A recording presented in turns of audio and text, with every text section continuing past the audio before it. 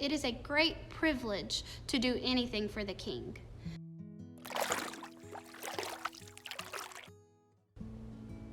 Oh, hello there, and welcome. I hope you're having a good day so far, wherever you are. So our camp theme this year is to do something, which got me thinking, I have done a lot of things in my lifetime, and I've done a lot of things for a lot of people. For example, there was that time I ran into Queen Elizabeth at the airport. She seemed to be struggling, so I asked her if there was anything I could do, and I graciously carried her luggage for her. And there was that time I went to watch the St. Louis Cardinals for spring training, and they told me they desperately needed an equipment manager, and I said, okay, I'll do it. And I spent the entire summer doing things for the team.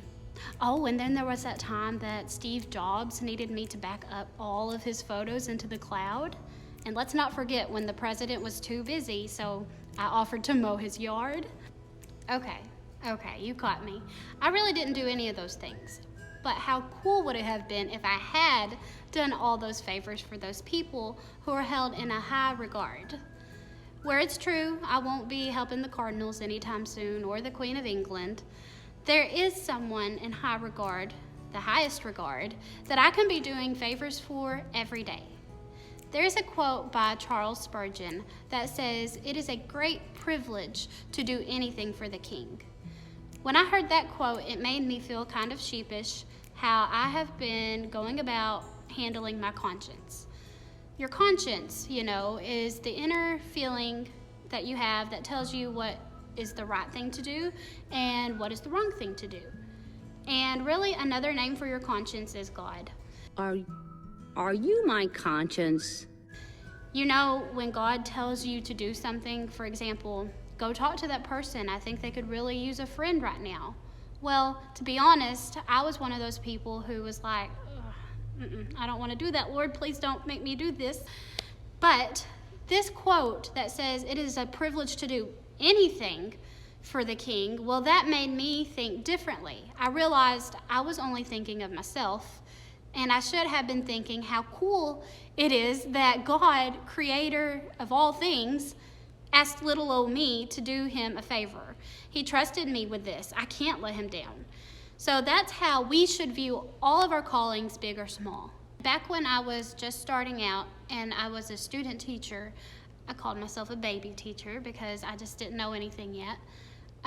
When I was a student teacher, I taught my students a science lesson, teaching them, first graders, what an engineer is. Do you know what an engineer is? I feel like I'm Dora the Explorer waiting for the answer, but you're not going to give it to me. An engineer is a person who sees a problem in the world and they try to fix that problem by building something and creating something. And I made those little hand gestures for my first graders to help remember them, but I think you can remember it. Building something and creating something for the world. And our camp this year is all about teaching you how to do something instead of saying, someone else will take care of it. No, God brought this to your attention. You have an amazing opportunity to do something for God, so please don't spoil that honor. So in this lesson, I want to give you all some tips on how to do something when you see that something needs to be done. So get ready, because you're all about to become spiritual engineers.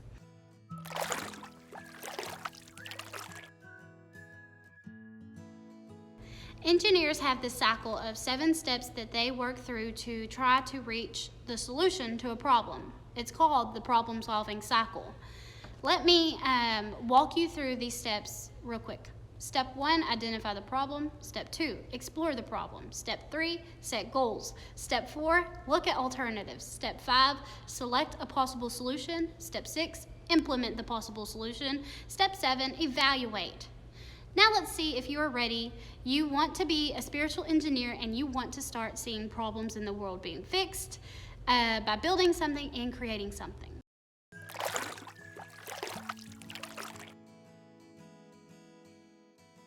Let's start by identifying the problem.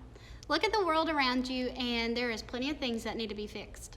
But before you start trying to cure the coronavirus or something like that, how about you start with what you know? Let me identify some problems that I have noticed in my neck of the woods, and they're probably going around in your area too. Acceptance, stress, depression, self-harm, bullying, disrespect, trust, lack of motivation, and the list could really go on and on. But there's so many things that need fixing out there that it can be hard to pick which problem to tackle first. But the good thing about being saved and having Jesus living in your heart is that he is going to identify the problem for you. Because remember when I said that you have a conscience and he's telling you what's the right thing to do, what's the wrong thing to do? I bet there's something going on in your life lately that God has already showed you was a problem. Am I right? And you're not going to answer because this isn't Blue's Clues. Why do I keep doing that? A good way to know the problem that you need to be working on is by asking yourself, what have I complained about lately? And it's true. We subconsciously have already identified the problem when we were complaining about it. One thing I have found myself complaining about lately is the lack of motivation that I see in other people. Oh, I tell you, teens these days, they don't want to get a job or get their driver's license or build a life for themselves. They just want to sit around playing video games. I can sit around and complain the entire day without making a lick of difference. But I am a spiritual engineer. I get things done. I see problems in the world and I want to fix them by building something and creating something. That's who I am. So my problem has been identified. What's my next step? Hold up. Before you move on to your next step, you need to pray about it.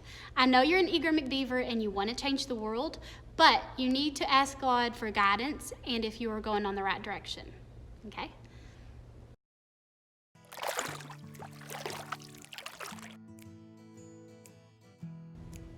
Now, explore the problem is your next step. And I'm going to stick with motivation as my problem or lack of motivation, but if there's something different God's laid on your heart, work with that. So to explore the problem, it would help if I divide the problem into sections so I can assign myself a task for each section. It's kind of like you're eating an elephant and you just can't eat that sucker in one gulp, so you have to cut it up and take it one bite at a time. And I don't know who came up with that expression, but it's kind of gross to eat an elephant. We need to come up with something else. It's just something I've heard people say before. Anyway, so if I'm trying to solve the problem of lack of motivation in teens today, then I need to cut it into parts. Keep in mind, your problem may be different than mine, but here's how I have split mine up. Disclaimer. I'm going to say a lot of things about teens, and I said this is the problem that I see in my neighborhood of the world. The teens in your hood might be different, so just ignore that. So here is how I put my problem into sections. Teens only want to do what's fun in the moment. Teens have not been taught by their parents the benefits of planning ahead. And these teens don't know how to plan ahead for themselves. Someone has to teach them. Now that I've cut it up, I can pray about it and I can ask God if there's anything that I left out. So there I have identified my problem. I have explored my problem. I have prayed over it. And now I can move on to my third step.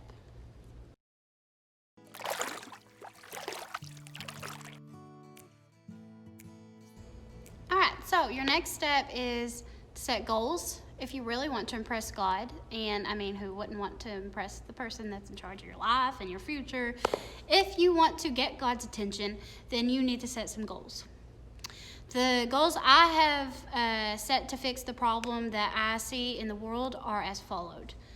I am going to try to find ways to make planning for your future more fun.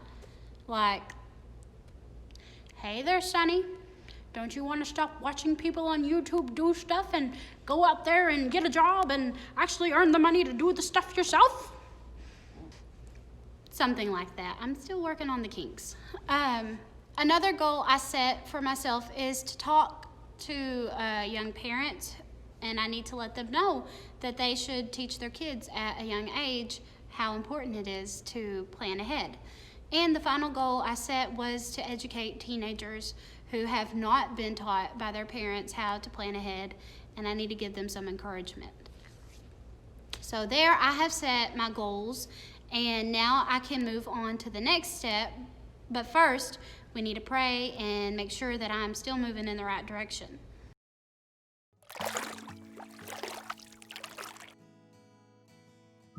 Step 4, look at the alternatives. So try to find an alternative solution because the first may not work.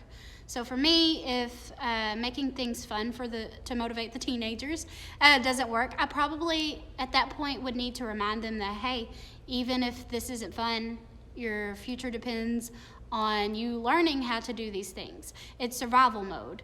Things like learning how to drive or how to fill out applications or how to act in an interview or how to learn the skills that they want you to do for this job, or how to go to a bank and cash a check and get direct deposited and those things.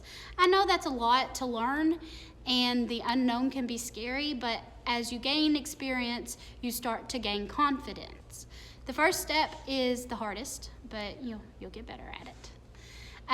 So does that sound okay? That's my goals that I've set. That's my tactics. If making it sound fun doesn't work, then making it sound essential may be better motivation for them. And again, I want to stop and pray and ask God, am I still moving in the right direction? That was our fourth step. And at this moment in our lesson, I just want to stop and recap. It is a great privilege to work for God.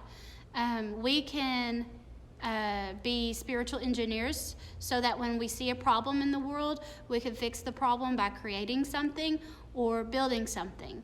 And these 7 steps that I am discussing are the real engineers' tactics that they use to solve problems. And I am using the problem of lack of motivation in teenagers as my example. But again, your neck of the woods might be different. It's just a problem that I've noticed in my area. And be thinking about what needs to be fixed in your part of the world. And this does seem like a lot, but God tells us in Galatians 6 and 9 to not be weary in well-doing, for in due season we will reap if we faint not. That means your hard work is like seeds that you are planting, and when it comes time, your hard work will pay off if you just keep working at it and nurturing it and watering it and giving it the sunlight that it needs. It doesn't happen in one day, but one day you'll be able to look back at your hard work and be like, wow, I'm the one who made that change. I'm the one who made that difference, all because God brought that problem to me, to my attention, and I had it in me to go to work for Him. Okay, let's jump back in.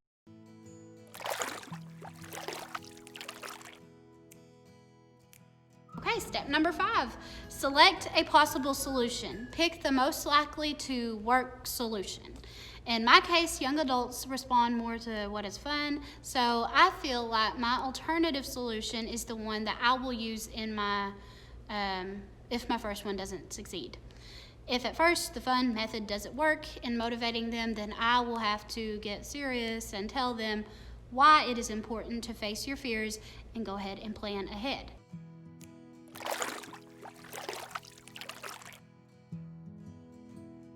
Step 6, implement the possible solution. That just means do it. Do the things that you've been planning, but maybe say a big prayer before you go out there and just tell people all the things that they're doing wrong. You don't want them to feel like you're scolding them or you're trying to punish them or anything like that. Lay it on them easy, because as a spiritual engineer, your goal is to make their life better and more. Pray to God that the people you are reaching out to know that you love them and that you just only want to make things better.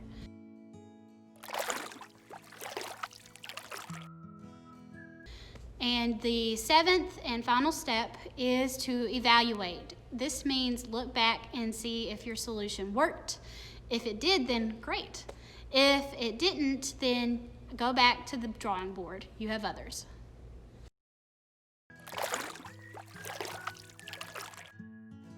And that is why I'm not going to sit around and wait for somebody else to do what God has called me to do myself.